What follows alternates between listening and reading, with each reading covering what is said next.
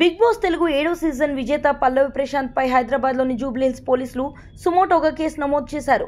147, 148, 290, 353, 427 red with 149 section కింద case నమోదు చేసినట్లు పోలీసులు వెల్లడించారు.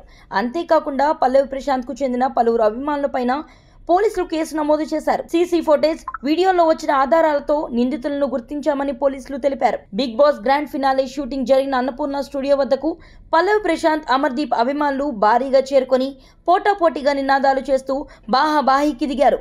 ప్రశాంత్ ను బిగ్ బాస్ విన్నర్ గా ప్రకటించగానే అతడి అభిమానులు సంబరాలు చేసుకోగా అమర్దీప్ అభిమానులు అసహనానికి గురయ్యారు. ఈ క్రమంలోనే ఇరువురి అభిమానుల మధ్య వాగ్వాదం మొదలై గొడవకు దారితీసింది. దీంతో అన్నపూర్ణ స్టూడియో వద్ద ఉద్రిక్తత ఏర్పడింది. ప్రశాంత్, అమర్ అభిమానులు పరస్పర దాడులతో ఆగిపోకుండా రోడ్డుపై హంగామా సృష్టించారు. అటుపై వచ్చిన ఆర్టీసీ బస్సులు, ప్రైవేటు వాహనాలపై దాడులు చేసి అద్దాలు ధ్వంసం చేశారు. అభిమానం పేరుతో చేసే పిచ్చి చేష్టలు సమాజానికి మంచివి కావని టీఎస్ఆర్టీసీ చైర్మన్ సిపి సజ్జనార్ అన్నారు. ఆర్టీసీ బస్సులపై దాడి చేయడం అంటే సమాజంపై దాడి చేసినట్లే అవుతుందన్నారు. ఇలాంటి ఘటనలపై ఆర్టీసీ యాజమాన్యం ఉపేక్షించదని, ఆర్టీసీ బస్సులను కాపాడుకోవాల్సిన బాధ్యత మనందరిపై ఉందన్నారు. కాగా సిద్దిపేట జిల్లా గజ్వేల్ పట్టణంలో బిగ్ బాస్ విన్నర్ పల్లవి ప్రశాంత్ సందడి చేశాడు. తన సొంత గ్రామమైన గజ్వేల్ మండలం కొల్గూరు స్వగ్రామానికి వచ్చిన పల్లవి ప్రశాంత్ కు కుటుంబ సభ్యులు, అభిమానులు ఘన స్వాగతం పలికారు.